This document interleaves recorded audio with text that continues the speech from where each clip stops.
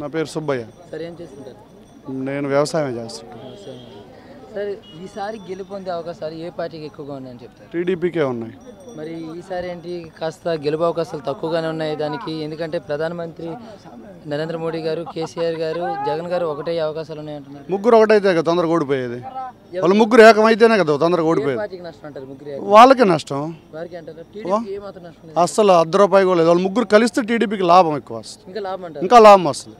Janasena effect ఉంటుంది, అక్కడక్కడ ఉంటుంది. అంతలెక్క ఎందుకు ఉంటుంది? ఓ 10 సీట్లు 5 సీట్లు తగ్గుతాయి. సరే, నిజానికి కేసీఆర్ గారు ఎన్నెన్నో మాట్లాడినారు ఆంధ్రుల్ని గతంలో.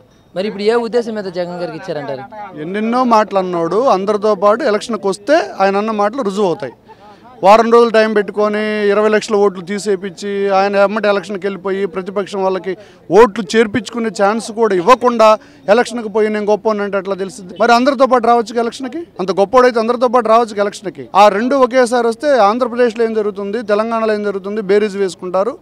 యాంటీ ఓటు కాంగ్రెస్కి పాద్ది, కాంగ్రెస్ అధికారంలోకి వచ్చే అవకాశం ఉంటుందని ఆయన ప్రీ ప్లాన్ చేసుకొని ప్రతిపక్షం ఓట్లన్నీ తీసేసి ఎలక్షన్కి వెళ్ళాడు. అయితే ఎన్ని కూటమిలో ఒకవేళ ఏర్పడినా కూడా వచ్చినా కూడా బాబు గారికి తిరిగిలేదంటారు? అస్సలు మాట్లాడే పనే లేదు. మా అంచనా 145 సీట్లు వస్తాయి. జనసేన చీలిస్తే 10 సీట్లు తగ్గుతాయి మాకు, అంతే.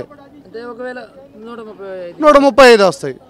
సార్, అభ్యర్థిని చూడమంటారా, పార్టీని చూడమంటారా? ఈసారి ఓటేసారి టీడీపీలో ఉండే అభ్యర్థులే నెంబర్ 1గా ఉంటారు. దాన్ని చూసేది ఏముంది? Parties are many but motive is one. All parties are we are always welfare of the people అని చెప్తారు.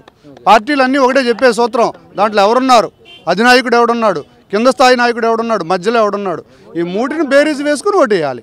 ఎవడేసిన అంతే. క్యారెక్టర్ చూడాలా, క్యాలిబర్ చూడాలా, కెపాసిటీ చూడాలా, చేయగలడో లేదో చూడాలా. కులం కాదు కదా కావాల్సిన, గుణం కావాలి కదా. Character. If character is lost everything is last. Character కావాలి. మరి క్యారెక్టర్ లేకుండా ఎందుకు? అభివృద్ధి చెందేది. మధ్యలో ఏం ఆగిపోవు. ఈ మధ్యలో వస్తే తన్నుకోటాలు తిట్టుకోటాలు సరిపోతాయి. ఎవరు రారు. అసలు రాకూడదని వాడు రెండో ఒక మాలే పెట్టింది. మోడీ ఎలక్షన్ కమిషన్ కరెక్టే పెట్టాడు, అన్ని ఒక మాలే పెట్టాడు. అది correct decision, correct election commission. 11వ తేదీన రిజల్ట్ అదే ఎలక్షన్ జరిగితే అదే 11 ఎలక్షన్ 23 రిజల్ట్ కదా. మరి గెలిచేది ఎవరంటారు? గెలిచేది చంద్రబాబు. ఇక్కడ సీఎం అయ్యేది చంద్రబాబు. ఛాలెంజ్ ఎవరు రమ్మను. రెండు ఛాలెంజే.